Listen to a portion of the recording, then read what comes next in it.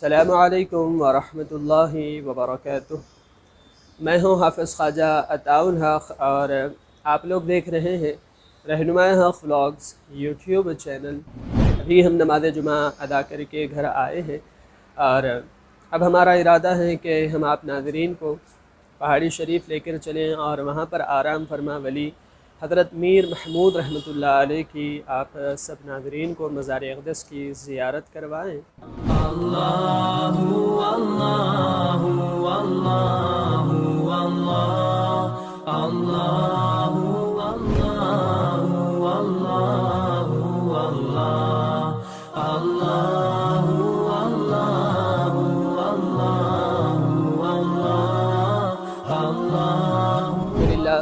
हम पहुँच चुके हैं बारगाह हज़रत ख़ुतबुल अख़्ताब सय्यद इमादुद्दीन मीर महमूद रहमतुल्लाह अलैह अल-मारूफ़ महमूद औलिया रहमतुल्लाह अलैह की मज़ार अक़दस पर।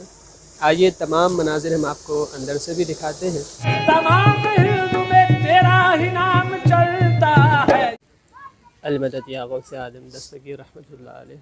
ये भी एक एंट्रेंस ही है हज़रत मीर महमूद रहमतुल्लाह अलैह की मज़ार अक़दस में दाखिल होने का, जिस तरह यहाँ पर है। और ये आपकी आल औलाद ख़ानवादे का ये कब्रिस्तान है। और ये जो आप देख रहे हैं आसार क़दीमा, ये भी हज़रत मीर महमूद रहमतुल्लाह अलैह यकीनन यहाँ पर इबादतें किया करते थे, जिस वजह से नाम ही इस मस्जिद का इस तरह से हो गया कि मस्जिद शहीद शाह हज़रत सय्यद महमूद औलिया रहमतुल्लाह अलैह, यानी कि अल-मारूफ़ महमूद औलिया रहमतुल्लाह अलैह है, जो कि हज़रत इमादुद्दीन रहमतुल्लाह मज़ार अक़दस है। तो आइए हम अंदर से भी आपको तमाम मनाज़िर दिखाते हैं।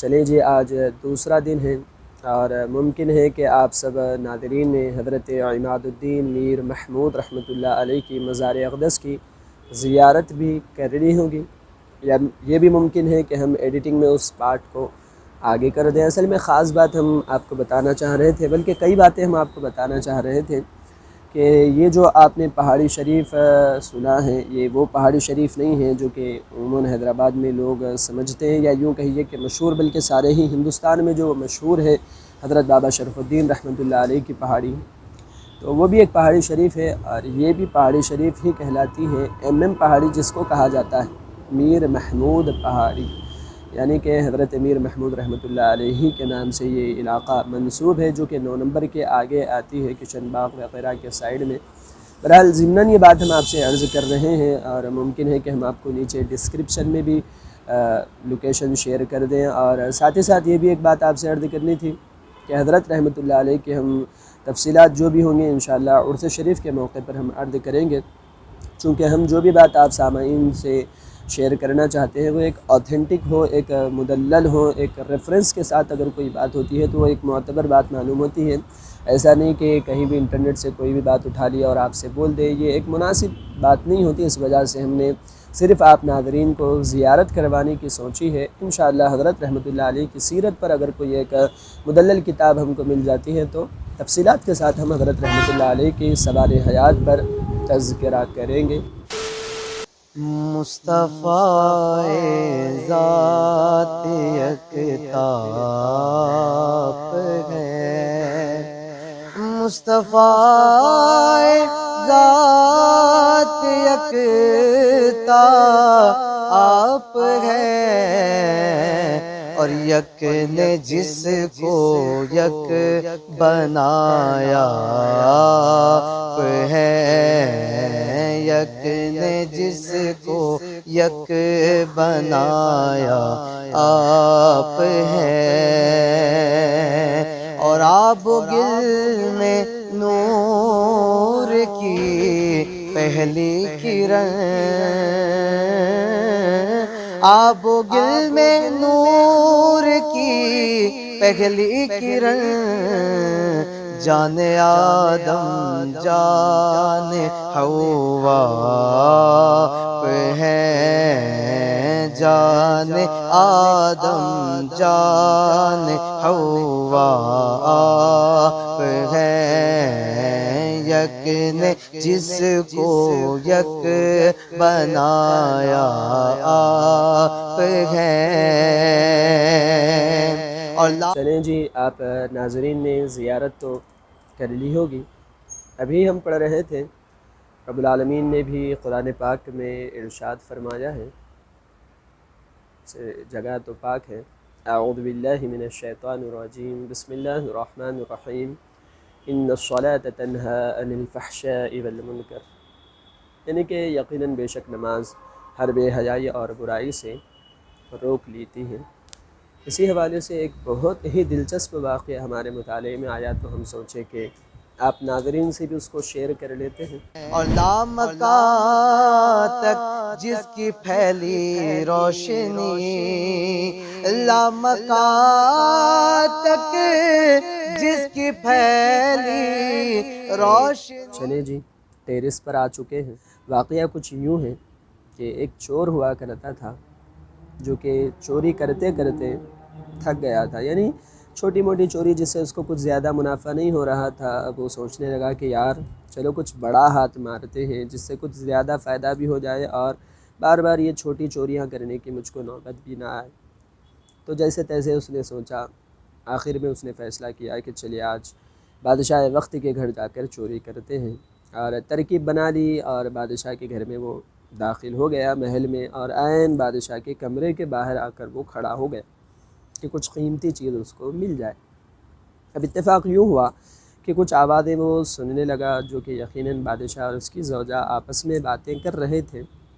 तो बादशाह, अगरचे कि ये बहुत ख़बीह और एक नामुनासिब और चोरी है इस तरह से बातें सुनना, अब बहरहाल ये था भी एक चोर, तो इसको इन चीज़ों से क्या ही ख़बाहत हो सकती थी। अब वो सुनने लगा तो बादशाह कह रहा था कि मैं मेरी बेटी की शादी किसी एक ऐसे नेक शख्स से करूँगा जो वाक़ईतन एक वली सिफ़त हो और जो मेरी बेटी को खुश रखे, और अगर मुझको कोई ऐसा शख्स मिल जाता है तो मेरी सारी दौलत में उसको अता कर दूँगा, दे दूँगा, उसके नाम लिख दूँगा। अब ये चोर ने ये जब बातें सुनी, तब इसने मन ही मन में इरादा कर लिया कि यार इतना सुनहरा मौका है, गोल्डन अपॉर्चुनिटी है मेरे लिए कि मैं इस बादशाह की चीज़ों को चोरी न करते हुए भी इसका मैं मालिक बन सकता हूँ, क्यों ना मैं ही वली सिफ़त इंसान न बन जाऊँ। अगरचे कि ये चोर था, ज़ाहिरी तौर पर इसने एक तरकीब बनाई थी कि चलो जाकर हम एक वली सिफ़त पोशाक पहन लेते हैं, इबादत करने लग जाते हैं। घर गया, घर जाकर अब वो यही तरकीब बनाने लगा कि कैसे बादशाह को अपना फ़रेफ्ता बनाऊँ और किस तरह से मैं बादशाह को मुसख्खर कर लूँ।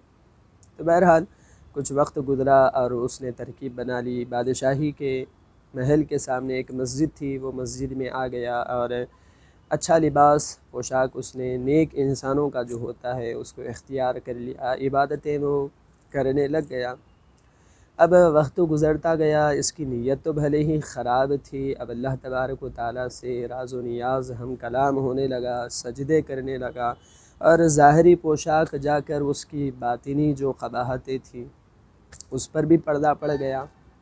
वक्त गुज़रता गया, लोगों में शोहरत हो गई कि एक ऐसे नेक शख्स हैं जो कि जवान हैं, मुत्तक़ी हैं, परहेज़गार हैं। बात फैलते फैलते बादशाह वक्त तक भी ये बात चले गई कि हमारे ही इलाक़े की मस्जिद में एक ऐसे नौजवान शख्स हैं जो कि इबादतों में, गिरिया औज़ारी में, अल्लाह तबारक व तआला के साथ हम कलामी में, मुराक़बे में वक्त गुज़ारते। अब बादशाह बहुत मुतासिर हुआ और उसने अपने वज़ीर को फ़ौरन हुक्म दिया कि जाएं और जाकर उस शख्स से मेरे बेटे का पैगाम निकाह पहुँचाएँ और उन्हें अपने दरबार में बुला लाए। अब वज़ीर गए, वज़ीर जाकर उस शख्स से बादशाह के पैगाम का ज़िक्र किया, कहने लगे कि बादशाह वक्त आपको याद कर रहे हैं और वो चाहते हैं कि आप उनकी बेटी से निकाह कर दें। अब ये जो शख्स था तो चोर, नीयत भी यही थी कि किसी तरह से उसकी बेटी से निकाह हो जाए ताकि सारा माल वो ख़ुद हड़प ले या उसका अज़ ख़ुद वो मालिक बन जाए। लेकिन अब नमाज़ों से ऐसी मोहब्बत हो चुकी थी, हकीकी परवरदिगार आलम की मोहब्बत उसके दिल में उजागर हो चुकी थी, जाग चुकी थी। अब वो कहने लगा कि यार दुनियावी मालो मता क्या करूँगा मैं वो लेकर। और बाज़ तो ये भी कहते हैं कि उसने कहा कि उनसे जो चाहे आप मांग लें, आपको वो अता कर देंगे। तो ये शख्स कहने लगा कि मैं बादशाह वक्त से कुछ मांगूं, क्या मांगूं? तो वज़ीर कहने लगा कि जो आप चाहें वो मांग लें। वो कहने लगा कि मेरी इबादत का वक्त है, दूर हो जाओ, मैं नहीं मांगता।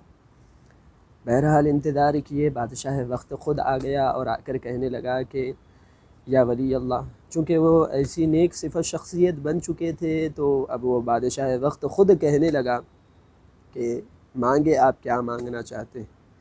तो एक ही सवाल, बड़ा प्यारा और बहुत ही दिलचस्प सवाल उस शख्स ने किया कि मैं आपसे मांगूं, दीन मांगूं या दुनिया मांगूं? बादशाह कहने लगा अब दीनदार तो आप हैं, हम आपको दीन क्या दे सकते हैं, दुनिया ही मांगे। तो वो चोर कहने लगा, जो कि ज़ाहिरी तौर पर पहले चोर हुआ करता था, वो कहने लगे कि दुनिया मांगे। अरे यार, जिसने दुनिया बनाई, अब मैं उसकी बारगाह में दुनिया नहीं मांगता तो दुनियादार से दुनिया क्या मांगूंगा मैं? तो बहरहाल बहुत मुतासिर हुआ और ख़ुलासा कलाम इस वाक़े का ये निकला कि इन्नस्सलात तन्हा अनिल फ़हशाइ वल मुनकर। नमाज जो है बेशक हर बेहयाई और बुराई से रोक लेती थी। नीयत तो ये थी कि माल हड़प लिया जाए, उसकी बेटी को अपने निकाह में ला लिया जाए ताकि माल और दौलत हासिल कर दी जाए। लेकिन नमाज़ों से जब उसकी मोहब्बत बढ़ी तो वो ऐसा वली बन गया कि बादशाह वक्त ख़ुद आकर उसको कहने लगा कि मांगे, को कुछ मांगना चाहते हैं।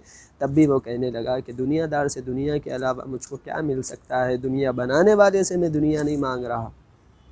ऐसा ही एक वाक़या हज़रत जुनैद बग़दादी रहमतुल्लाह अलैह की जानिब भी मंसूब किया जाता है। तो बहरहाल ख़ुलासा कलाम यही है कि इतना प्यारा वाक़या था कि सुनकर हमारा दिल बाग़ बाग़ हो गया। तो सोचे कि आप सामाईन को भी और आप नाज़रीन को भी हमारे इन व्लॉग्स के ज़रिए से ये वाक़या आप सबको सुनाएँ। अभी नमाज़ मग़रिब अदा करके निकले हैं तो याद आया कि वाक़या तो अधूरा रह गया कि आखिर क्या हुआ उस बादशाह का, और फिर वो जो चोर थे फिर उनका क्या हुआ। साथ ही साथ ये भी जो वाक़या हज़रत जुनैद बग़दादी रहमतुल्लाह अलैह की तरफ मंसूब किया जाता है, ये मुकम्मल पूरा वाक़या नहीं है, बस आखिरी का जो कौल कि मैं दुनिया बनाने वाले से दुनिया नहीं मांगता तो तुमसे क्यों दुनिया मांगूँगा, वो खलीफ़ा वक्त से तवाफ़ के बाद हज़रत जुनैद बग़दादी रहमतुल्लाह अलैह ने कहा था। तो बहरहाल तो हुआ कुछ यूँ ही कि वो शख्स उस वज़ीर से कहने लगे कि अब मुझे दुनिया की कोई चाह, कोई तलब नहीं रही। हकीकत तो ये है कि मैं यही चाह कर इस मस्जिद में दाखिल हुआ था, मेरा ही इरादा था। और वो अपना पूरा वाक़या सुना देते हैं कि मैं चोर था, यही नीयत थी मेरी। लेकिन इसके बाद जब मैं अल्लाह से क़रीब हुआ, जब मुझको क़ुर्ब इलाही नसीब हुआ, तो मेरे दिल से दुनिया की तमन्ना, ख्वाहिश, आरज़ू, चाह सब कुछ निकल गई। उम्मीद करते हैं कि आप नाज़रीन को ये वाक़या और हमारा ये ब्लॉग पसंद आया होगा। सुभान अल्लाह, सुभान अल्लाह। तो अगर ये वीडियो आपको अच्छी लगी है तो एक इसे लाइक कर दीजिए, और अगर अभी तक आपने हमारे इस यूट्यूब चैनल रहनुमाए हक़ ब्लॉग्स को सब्सक्राइब नहीं किया है तो नीचे दिए गए लाल बटन को दबाकर सब्सक्राइब भी कर लें। हम मिलते हैं इसी तरह के एक नए ब्लॉग के साथ। तब तक के लिए अपना और अपने अहल खाना का ख़ास ख्याल रखें और इस हक़र को अपनी ख़ास दुआओं में याद रखें। अस्सलामु अलैकुम व रहमतुल्लाहि व बरकातुहू।